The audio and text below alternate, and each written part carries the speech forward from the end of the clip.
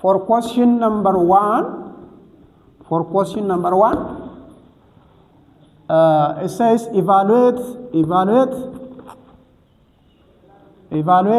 integral from 0 up to 3x square x cube plus 1 the whole square dx. This one is definite integral, okay? Definite integral. Definite integral means an integral that have the limit points from below and from above. Indefinite integral is an integral that does not have a limit from below and above. Okay? ግልጽ ነው አይደል? ዴፊኒት ኢንተግራል ማለት ከታችና ከላይ ሊሚት ያለው ማለት ነው። ከታችና ከላይ ሊሚት ያለው የመጨረሻ መልሱ ቁጥር ነው ማለት ነው። የመጨረሻ መልሱ ቁጥር ነው የዚህ መልስ።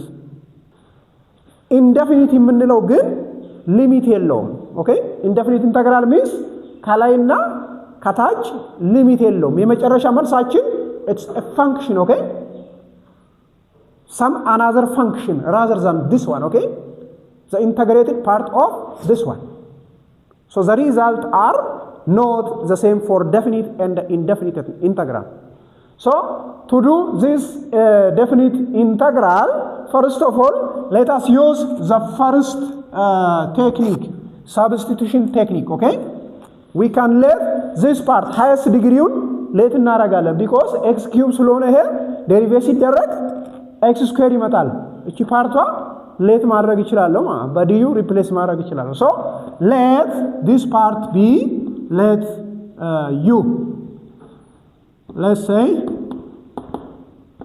x cube plus 1, okay? So this part is u. What's the derivative of u? It is 3x square dx, okay? dx du ካልኩኝ dx ስላለው እዚህ ጋር derivative of 1 is 0. Now you can replace in place of 3x square dx this du only, okay?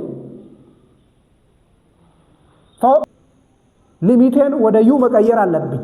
በዩ መጨረስ ካስፈለገ ማለት እዚህ ጋር ኤረር እንዳትሰሩ።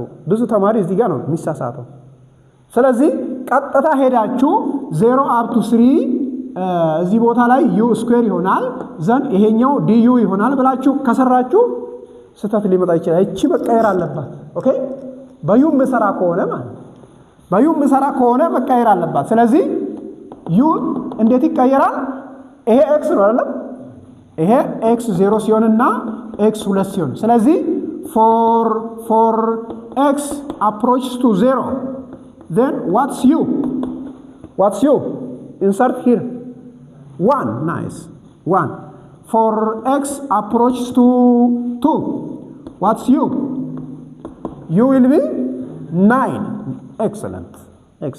So our integration will be integral from 1 up to 9. This one is u. There is square, okay? Then 3x square dx is replaced by only du.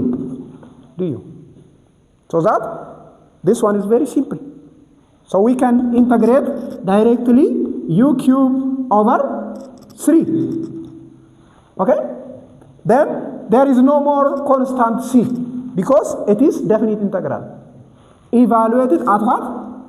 1 and 9. So first of all ይሄን እናስገባለን ከዛ ይሄን እናስገባለን ማለት ነው። So what's the final answer? u cube 9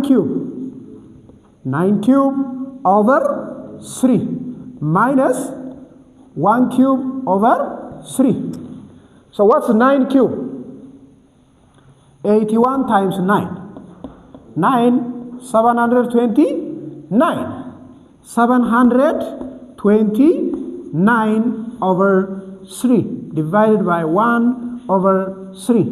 So what's this? 728 over 3. So this is a final answer